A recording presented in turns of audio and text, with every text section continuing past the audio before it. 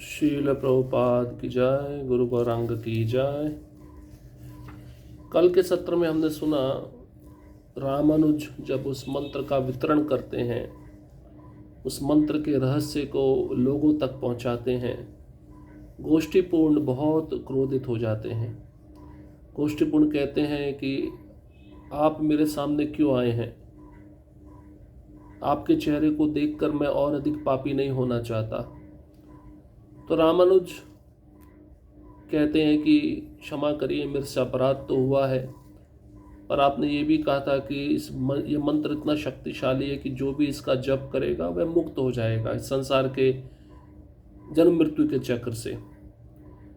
तो मैं चाहता था कि सभी जीव जो कष्ट भोग रहे हैं, दुख पा रहे हैं, इन सबको मुक्ति मिल जाए जन्म मृत्यु के चक्र से। रामानुज के हृदय में इस प्रकार की करुणा को देखकर, दया को देखकर बद्ध जीवों के प्रति गोष्ठीपूर्ण का हृदय पिघल जाता है। गोष्ठीपूर्ण कहते हैं कि क्षमा करिए, मैं आपके भाव को समझ नहीं पाया, मेरा भी आपके चरणों में अपराध हो गया है और मैं ऐसा समझता हूँ कि आज आप मेरे गुरु हैं और मैं आपका शिष्य हूँ। तो रामानुज ये बात को सुनते ही गोष्ठीपूर्ण के चरणों में गिर जाते हैं, क्षमा याचना करते हैं, बोले नहीं, आप ही मेरे स्वामी रहेंगे, मैं ही आपका शिष्य हूँ। तो इस प्रकार से रामानुज श्रीरंगम के लिए प्रस्थान करना चाहते थे। इससे पहले उन्होंने अपने आध्यात्मिक गुरु गोष्ठीपूर्ण से अनुमति मांगी और रामानुज का इस मंत्र का वितरण करने से ख्याति और बढ़ गया। वहाँ के स्थानीय लोग रामानुज की महिमा का गान करने लगे। अब रामानुज कुरेश को निर्देश देते हैं। क्या निर्देश देते हैं, क्या आदेश देते हैं? श्रीरंगम में फिर से निवास करते हुए यतिराज ने उन शिष्यों की बढ़ती संख्या को निर्देश देना शुरू किया जिन्होंने उनकी शरण ली थी। एक दिन उनके शिष्य कुरेश उनके पास पहुंचे और उनसे भगवत गीता के सर्वोच्च श्लोक का पूरा अर्थ प्रकट करने को कहा। सर्वधर्मान परित्यज्य मामेकं शरणं व्रज, अहम त्वाम सर्व पापेभ्यो मोक्षयिष्यामि मा शुचा। श्रीमद् भगवत गीता 18वां अध्याय 66वां श्लोक। इस समस्त प्रकार के धर्मों का परित्याग करो और मेरी शरण में आओ, मैं समस्त पापों से तुम्हारा उद्धार कर दूंगा, डरो मत। जब रामानुज श्रीरंगम वापस आ गए, रामानुज सभी शिष्यों की बढ़ती संख्या को देखकर निर्देश देना प्रारंभ करते हैं। जिन जिन शिष्यों ने उनकी शरण ली थी उनको रामानुज आज्ञा दे रहे हैं और उनका एक प्रिय शिष्य कुरेश एक दिन रामानुज के पास पहुंचते हैं और रामानुज से प्रश्न पूछते हैं कि ये जो श्लोक है भगवत गीता का, इसका अर्थ मुझे बताइए, इसका मतलब क्या है। और वो श्लोक आप सभी जानते हैं, भगवान जो 18वें अध्याय के 66वें श्लोक में कहे हैं कि सभी धर्मों का परित्याग करके मेरी शरण में आओ और समस्त पापों से मैं तुम्हारा उद्धार कर दूंगा, डरो मत। इस श्लोक का अर्थ मुझे बताइए। ऐसा कुरेश रामानुज को पूछते हैं उनके पास जाकर। रामानुज ने उत्तर दिया, जो व्यक्ति सभी स्वतंत्र इच्छाओं को त्याग कर संपूर्ण वर्ष अपने गुरु की सेवा करता है, केवल वही इस श्लोक का अर्थ पूरी तरह से समझ सकता है और कोई नहीं। कुरेश ने उत्तर दिया, परंतु जीवन इतना अनिश्चित है, मैं कैसे जान सकता हूं कि मैं एक और वर्ष जीवित रहूंगा या नहीं। कृपया अभी मेरे हृदय में इस श्लोक का अर्थ प्रकट करके मुझ पर अपनी दया करें। तो रामानुज ने स्पष्ट कुरेश को उत्तर दिया और कहा, देखो, जो भी शिष्य अपनी स्वतंत्र इच्छाओं को छोड़कर 1 साल तक अपने गुरु की सेवा करेगा, वही इस श्लोक का अर्थ पूरी तरह से समझ पाएगा। दूसरा कोई समझ नहीं पाएगा जब तक वह गुरु का 1 वर्ष तक आश्रय लेकर उनकी सेवा ना करे। अब कुरेश उत्तर देते हैं, गुरुदेव, जीवन बड़ा अनिश्चित है, पता नहीं किस समय कौन जाएगा, और मुझे मेरे बारे में पता नहीं कि मैं 1 साल जीवित रह पाऊंगा या नहीं रह पाऊंगा। इसलिए अभी मेरे हृदय में इस श्लोक का अर्थ आप प्रकट कर दीजिए। अगर आप इस श्लोक का अर्थ मेरे हृदय में अभी प्रकट करेंगे तो ये बहुत बड़ी दया होगी, मुझ पर कृपा होगी। यतिराज ने कुछ देर इस अनुरोध पर विचार किया और फिर उत्तर दिया, यदि आप 1 महीने तक घर घर भिक्षाटन करके जीवन यापन करेंगे, यह जाने बिना कि आपका अगला भोजन कहाँ से आएगा, तो आपको पूर्ण समर्पण का अर्थ समझना आरंभ हो जाएगा। समय आने पर मैं इस महिमामय श्लोक का अर्थ तुम्हारे समक्ष उजागर कर दूंगा। जब शिष्य गुरु की आज्ञा का पालन नहीं करते तो गुरु थोड़ा सा और दया दिखाते हैं और कृपा दिखाते हैं। कैसे? पहले तो रामानुज बोले 1 साल तक समर्पित होकर जो गुरु सेवा प्रदान करे शिष्य को वह सेवा करनी चाहिए, तब इस श्लोक का अर्थ वह शिष्य समझ पाएगा।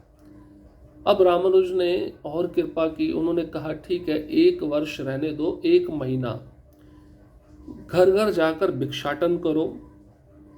भिक्षा मांगकर जब आप जीवन यापन करोगे 1 महीने तक, ये जाने बिना कि अगला भोजन आपको कहाँ मिलने वाला है, तो इससे तुम्हारा पूर्ण समर्पण का पता चल जाएगा। पूर्ण समर्पण का अर्थ तुमको जानना प्रारंभ हो जाएगा और तब तुम मेरे पास आओगे। मैं इस महिमा में श्लोक का अर्थ तुम्हारे समक्ष प्रकट करूंगा।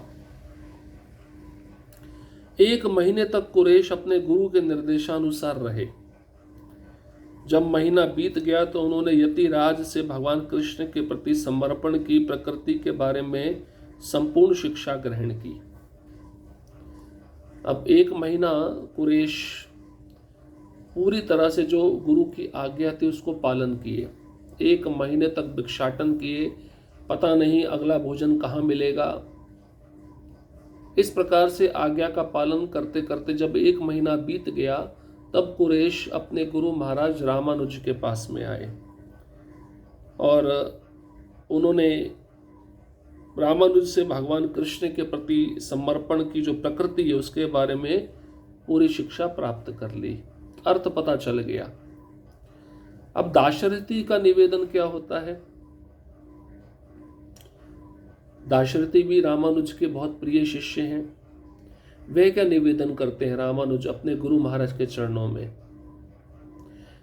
थोड़ी देर उपरांत रामानुज के अन्य शिष्य दाशरथी ने कुरैश के समान अनुरोध के साथ उनसे संपर्क किया।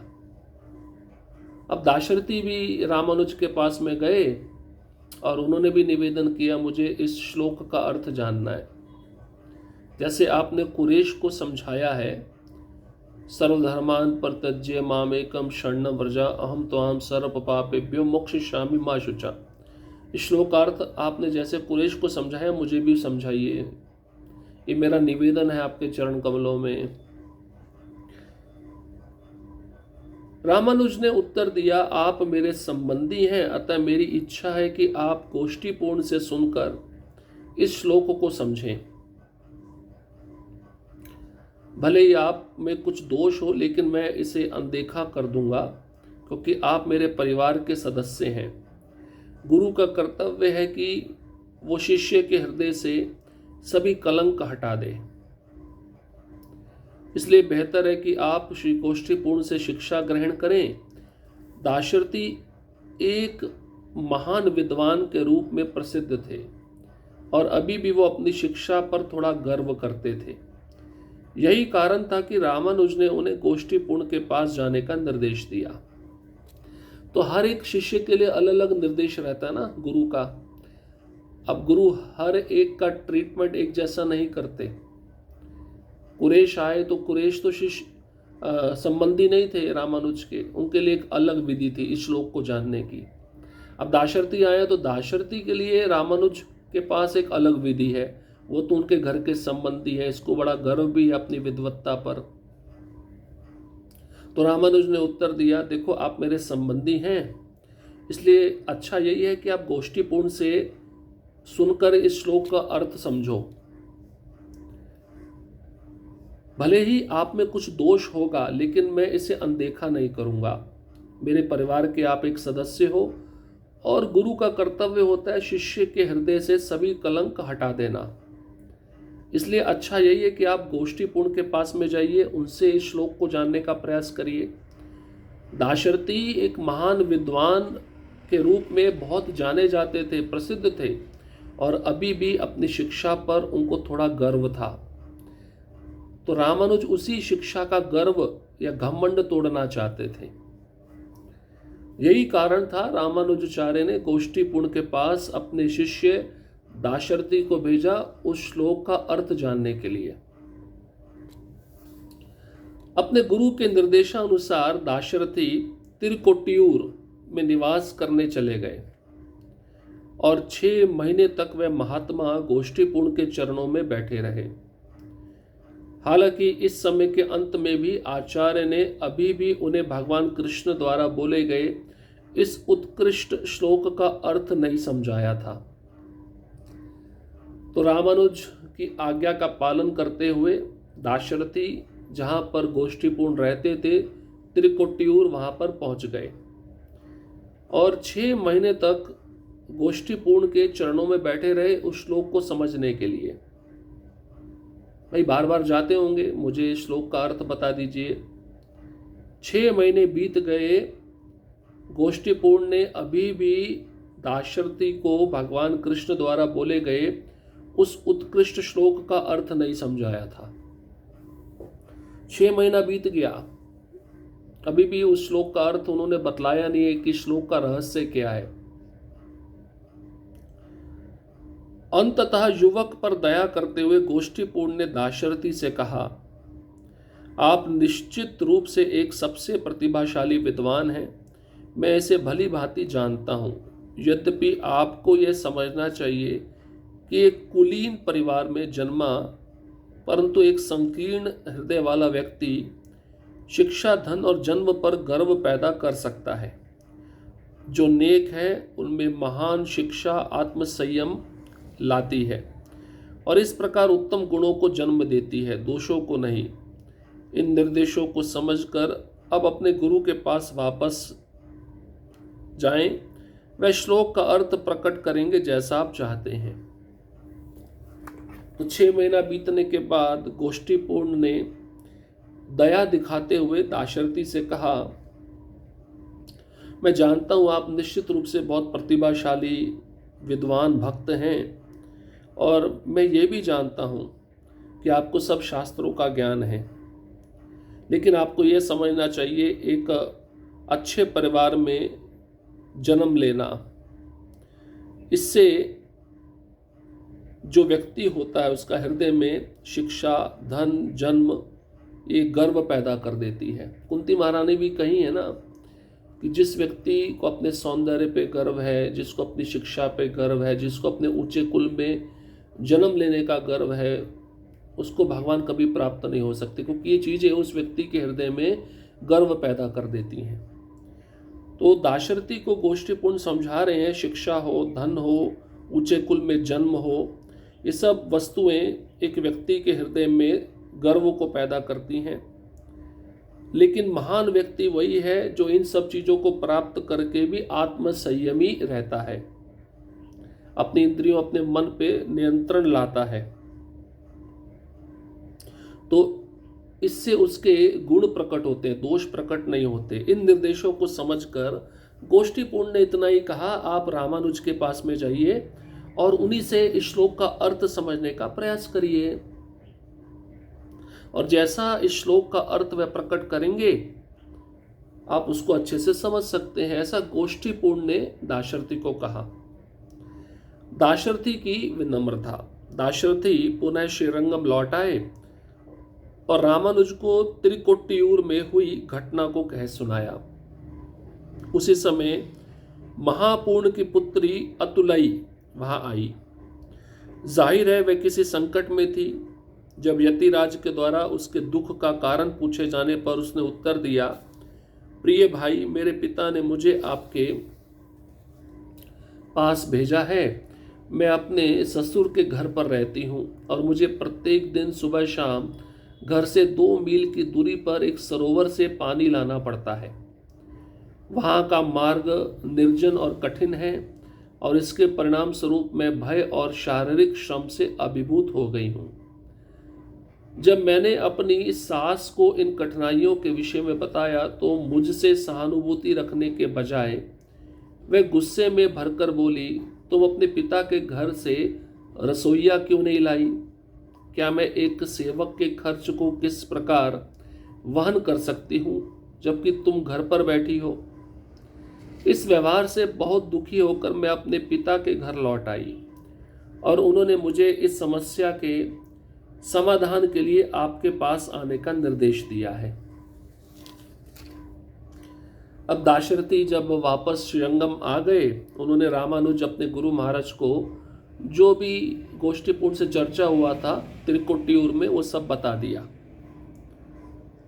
और उसी समय महापूर्ण जो रामानुज के गुरु हैं, उनकी जो बेटी है, पुत्री जिसका नाम अतुलाई है, वह वहां आ गई और बेचारी बड़ी संकट में थी।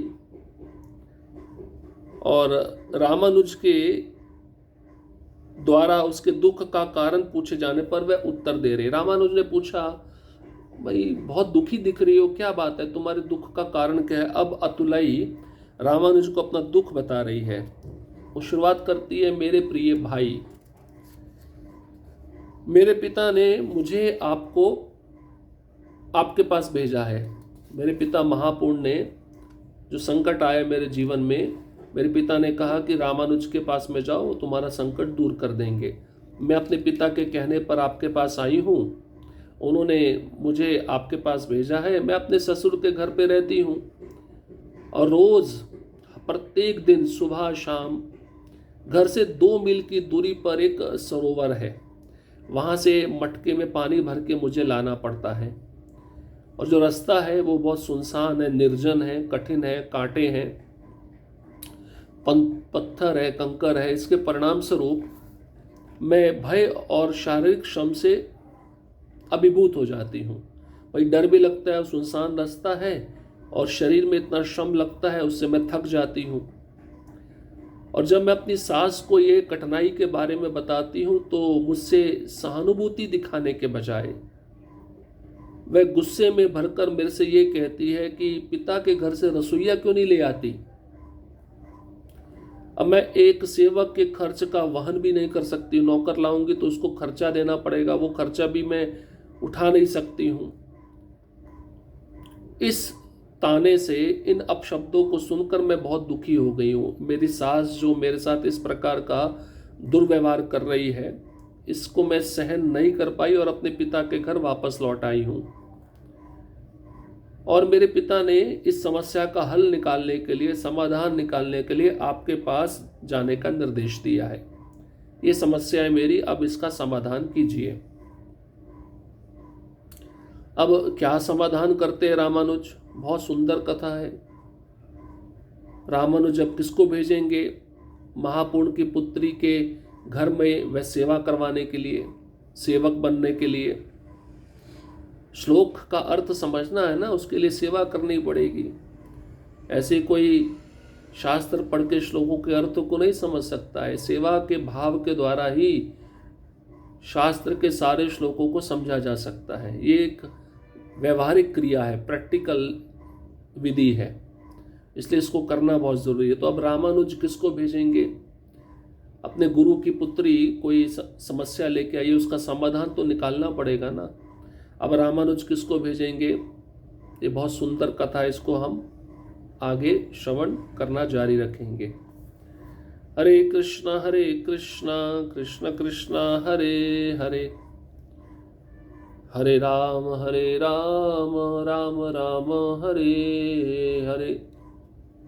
श्रील प्रभुपाद की जय, गुरु गौरांग की जय।